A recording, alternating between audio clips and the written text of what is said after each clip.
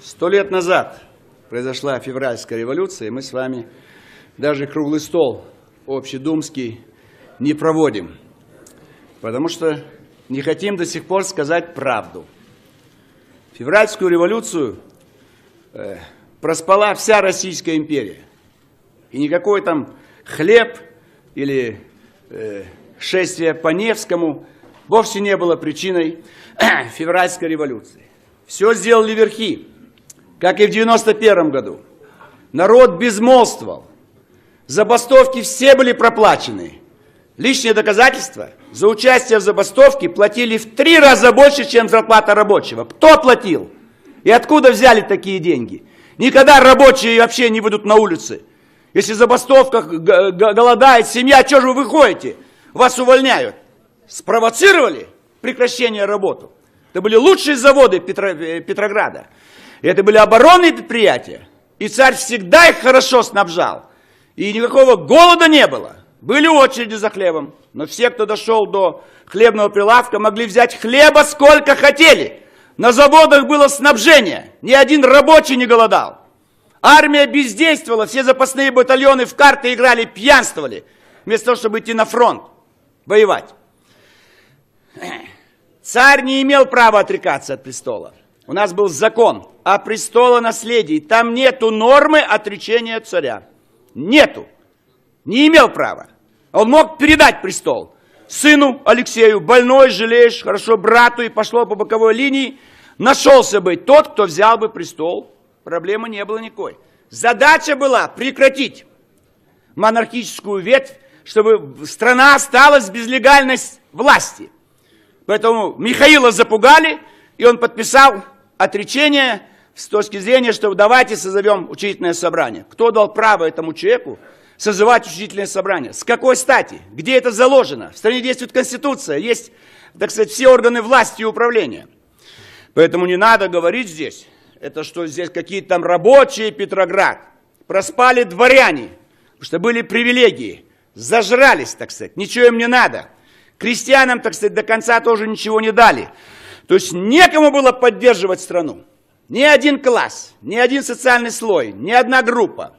В этом была проблема. Заснула страна. Но при этом она воевала.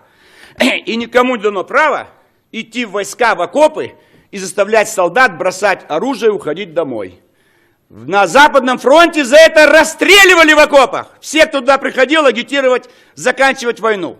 Только в русской армии, такая добрая армия, ни одного не расстреляли, агитатора. А за лозунг «Превратим войну гражданскую в империалистическую» такая партия должна быть запрещена на все времена. На все времена. Это что такое? Превратим войну империалистическую в гражданскую. Это чудовищно. Повернем оружие против собственного народа. Поэтому армия была готова к победоносной войне. К концу 16 года было изготовлено столько снарядов, вооружения. Армия готова, она стояла. Дайте приказ наступать. И в апреле 17-го должно было начаться генеральное наступление. И в мае 17-го, а не в мае 45-го, мы всю Германию оккупировали. И взяли бы Босфор, Дарданеллы. И надо было проводить столыпинские реформы.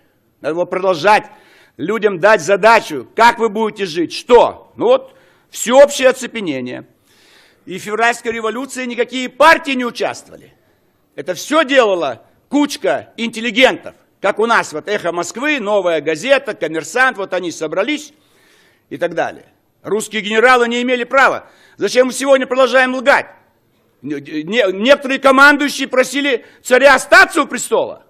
Но начальник генштаба Алексеев спрятал эти телеграммы, в которых командующие просили остаться. И царь должен был кадровую политику проводить другую. Поэтому империю сдали русские генералы. Они сдали империю. Как в 91 году советские генералы сдали. Советский Союз. Они предали. Вот на них нужно больше внимания уделять. Поэтому мы должны эту всю правду сказать, опубликовать, что немецкие деньги уже гуляли по стране. В 1905 году японские деньги гуляли. Консул Японии, даже посол Японии, военный атташе, по Петрограду ездил, по Петербург, раздавал деньги рабочим. Вот они впервые вышли на забастовки, так сказать. Чье оружие в руках московских рабочих декабрь 1905 года? Английские винтовки. В Таллин шли целые, так сказать, пароходы с оружием груженные. Все внешний фактор. Что мы про оранжевую революцию говорим? Вот она, первая оранжевая революция, 1905 год, вторая оранжевая февраль 17-го, третья оранжевая октябрь 17-го. В чистом виде оранжевые революции. Зарубежные деньги, агитаторы и послы здесь действовали. Послы, как в Киеве послы действовали 3 года назад, так послы в Петербурге руководили всем этим делом. И задача была одна: вывести Россию из войны. Это хотели Германия.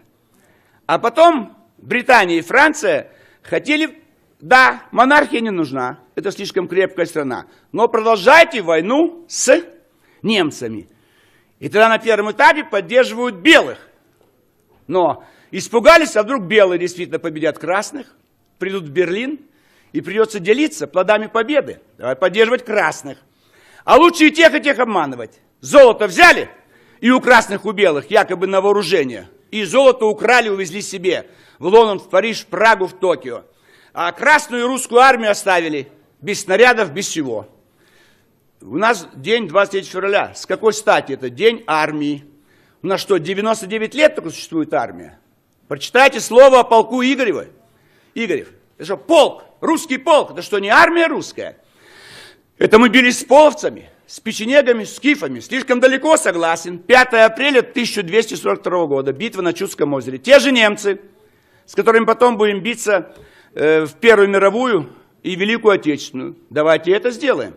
1000 лет России, а армии 99 лет. Государство без армии не может.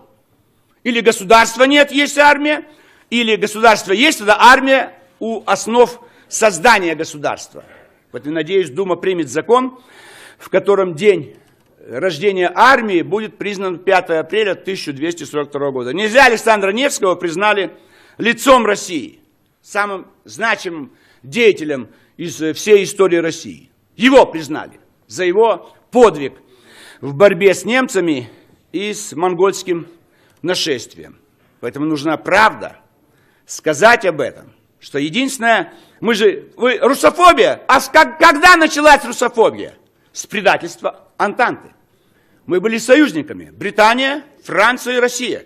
Мы бы расчехвостили Германию, ничего бы не осталось. Там было бы аграрные территории, Бавария, Тюрингия, Саксония, маленькие княжества немецкие. Но кто вывел Россию из войны?